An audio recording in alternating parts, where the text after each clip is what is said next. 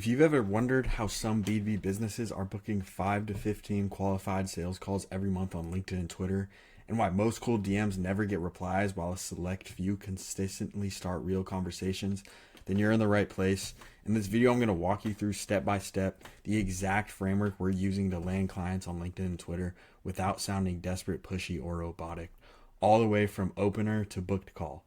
Because something you need to understand if you want to scale your offer with your socials, content is simply not enough. Sure, good content will bring you inbound leads, and inbound is great, but super, super unpredictable. DMs are where you can consistently and predictably capitalize on interested accounts and book them in for a call. When you have people liking your posts, commenting on your posts, following your account, those are people showing social signals that, I like this guy's content, I like his offer, I'm going to chuck him a follow, but 99% of the time, there's just too much friction there for them to go ahead and actually book a call with your account. So let's get into it, how this all works, how we're consistently getting 35 to 60% open rates on LinkedIn and Twitter, and how we're consistently booking 5 to 15 calls a month with both social accounts. So section 1, our core philosophy. Most people think outbound is all about volume, where, blast 500 messages, pitch harder, and just hope for the best. But that's not how we've operated. And it's not how we stand out from the crowds of people on LinkedIn and Twitter trying to book calls from the DMs as well. And instead, we've taken the following 3 beliefs to heart and really honed in on them. The first is context beats templates, restraint beats desperation, and insight beats flattery. Essentially, every DM should feel like the start of a peer-to-peer relationship instead of a transactional ask. That's the mindset that's changing everything, and that's the mindset that's going to help your DMs go from completely ignored to 35 to 60% response rates, more conversations, and turning those conversations into more booked calls. Like I said, this is really a key distinction between other outreach frameworks such as cold email and also using automation tools on LinkedIn and Twitter to spam outbound scripts. Sure, you can pump a lot of volume and it's really efficient, but that human aspect is missing, and everyone's sort of sick and tired of those scripts. Cold email performance is starting to slow. LinkedIn automation performance is starting to slow as well. And once again, people are just kind of sick and tired of the scripts. Go ahead, try it out yourself. You'll get a bunch of, please stop spamming me. Where on the contrary, if you're using the DM philosophy we're about to go over, you're going to get a whole lot of, wow, I really appreciate, this is a refreshing approach. I really appreciate the way you reached out. And it's going to lead to a lot of better relationships. Once again, a lot more booked calls, more replies, etc. So make sure every DM feels like the start of a relationship instead of a transactional ask. That's the key difference here. So our 4-step framework for outbound DMs. This is essentially the formula for our multi-thread conversational framework, which is inspired by the man himself, Ty Frankel. Shout out him. And it's been proven across thousands and thousands of booked calls, not only on his account, but also with the accounts I run on LinkedIn and Twitter.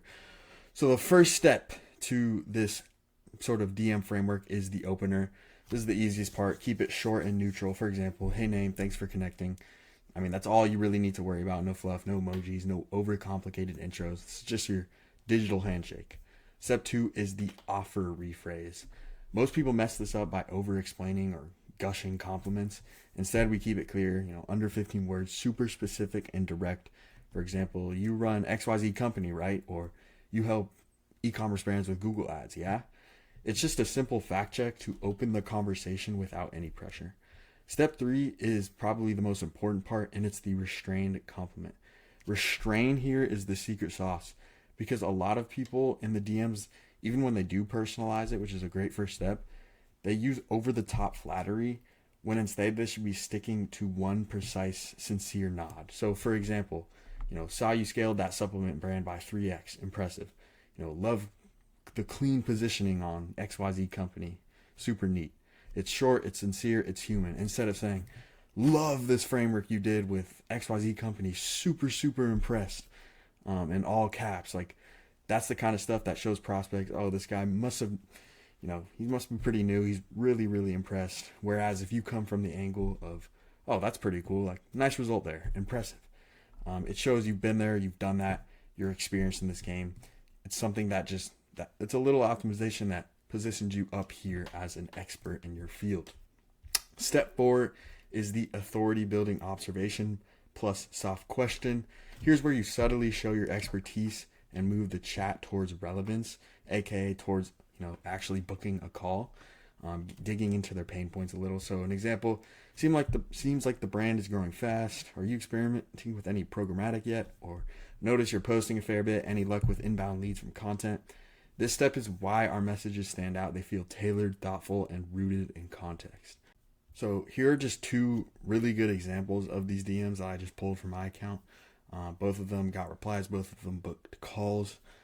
For example, here, hey Adam, thanks for connecting. Ran into a podcast you did on YouTube recently. Not even any ecom, but the whole podcast thing was enough to stop my scroll. Haha. That's another thing. You can use things like haha, lol.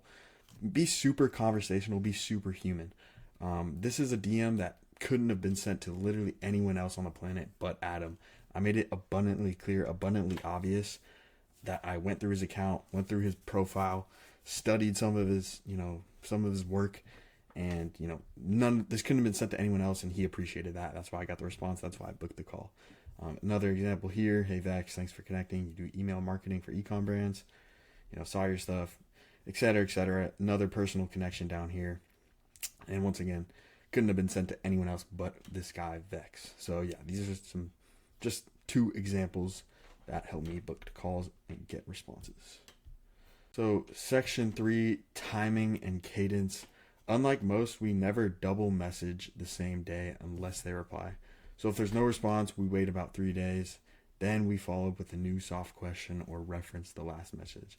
Some examples here. Quick nudge on this. Any thoughts? Not sure if you saw this. Curious what you think. That's why our approach feels slow, intentional, and effective. Nothing crazy here. Just some, basic follow-up sequences. The real big needle movers are this framework for openers. This is, none of this matters if you don't sort of nail the opener. I mean, that's how you're going to get the reply anyway. So yeah, that's just some basic timing and cadence stuff. Now for actually turning the active conversation into a booked call. When someone replies, we shift into the 5-step Molina script. Got this from J.K. Molina. If you don't know who he is, check him out. He's an absolute killer. But shout out him for this. First is the intro. We keep it breezy, acknowledge their reply. The second, we're actually qualifying them. So we're asking them about their approach. Are you doing this in-house or with an agency? We ask them a this or that question to actually qualify them. So let's say we're an e-commerce brand or let's say we're a paid ads agency that helps e-commerce brands. We say, you guys running ads yet or still trying to figure out the organic side? Something like that, just to qualify them. If they say, yeah, we're running ads and we're struggling, great, you've qualified them. If they say, no, we don't really have the budget, then, you've also disqualified them and you can move on. Third part of this is the transition. Once they answer and you qualify them, you need to tie their answer to your offer. So, makes sense. A lot of founders I talk to mention that, they've been burned by agencies in the past and haven't gotten an ROI, et cetera, et cetera. And that's where you step in with number 4. You propose your call, propose your solution. We helped XYZ, show some social proof, and then happy to share some ideas, want to grab a quick call, something like that. When the conversation has, neared towards the end, you can propose a call. So lastly here, number 5 is a little micro urgency tactic. And essentially a lot of times you and the prospect will go back and forth. The prospect will agree to hopping on a call. You'll drop the calendar link and they'll go ghost. So a lot of times you want to add a little micro urgency in there. So, I've got a slot later today. Does that work? Or, slots are booking, or you can say something like, a lot of my slots are filling up fast. Or you can say something like, I can try and squeeze you in on Monday. How does Tuesday work? Something to sort of, so providing specific options here will increase your conversion rate to booked calls. Sort of not using fake urgency, but some sort of urgency to make sure they take you serious and actually get in your calendar. Now, do's and don'ts of effective outreach. Do keep sentences short, sound human, use natural language. And once again, natural language is haha, lol. Don't be afraid to actually act like a human. A lot of times, a good framework is to act like you're talking to a friend. People want to book calls with people they like, not with, like car salesmen. That doesn't work anymore. In social selling, you want to be super friendly, super casual, but not too casual. So, yeah, use natural language, sound human, keep sentences short, keep it concise. Don't overhype yourself in the first message. Don't drop a booking link, immediately or right before they reply. You want to actually qualify them. Have a conversation, dig through their pain points. Don't just drop a link like immediately. Say, let's hop on a call. Let's hop on a call. That's too pushy, super salesy. People don't like that. And then also don't use cliches like synergies or just touching base or circling back on this. People really don't like that. I haven't seen it work very well. But yeah, these are just some simple do's and don'ts for effective outreach. Now, why this converts like crazy? Most outbound, honestly, 99% of outbound on LinkedIn, cold email, Twitter, it fails because it's just super lazy, super hyper optimized.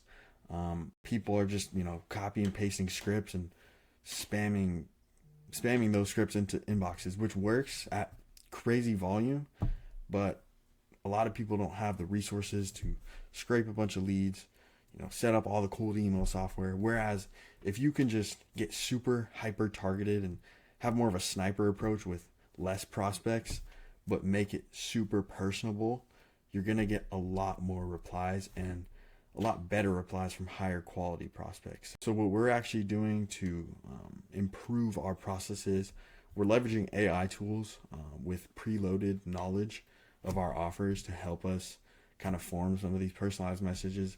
We're using a super conversational peer-to-peer tone, and then we're also using question-driven conversations. That's the cardinal rule of outreach, ending every single and then third, we're using question-driven conversations. That's sort of the cardinal rule of turning active conversation into a booked call. You always want to end each message with a question. That way you keep it moving. So this is sort of the three things that make this convert really well. Here's a sample DM sequence in action. I know I already showed some samples up front, but here's another one that I just wrote out. Hey Alex, thanks for connecting. You run DTC Playbook, right? Saw you've been putting out some solid content lately. Once again, super restrained compliment, nothing crazy. Seems like the brand is growing fast. Curious you getting any inbound leads from LinkedIn. And this isn't even crazy personalized. Like you can get away with this and get a response just because it's personalized enough. If they reply, awesome, love to hear that. What's been the main driver for you content inbound? They say makes sense, a lot of folks. And so yeah, you can read this, but this is sort of what a sample conversation would look like. Obviously it wouldn't be this perfect, but you get the gist. So yeah, all that said, this is how we do DMs. We're slow, we're intentional, we're contextual, and every single sentence we write is supposed to earn attention. And then once again, every message ends with a question. Every conversation builds trust. That's how our clients are booking calls predictably. That's why they're staying with us long term. Because once again, content, it does a lot, but you also need that outbound to predictably and consistently book calls with your dream clients. So if you found this helpful, subscribe for more tutorials on B2B lead generation with LinkedIn and Twitter, as well as outbound systems that actually work. And drop a comment if you'd like to see me cover anything specific next time. But yeah, appreciate you watching. You have a good one. Cheers.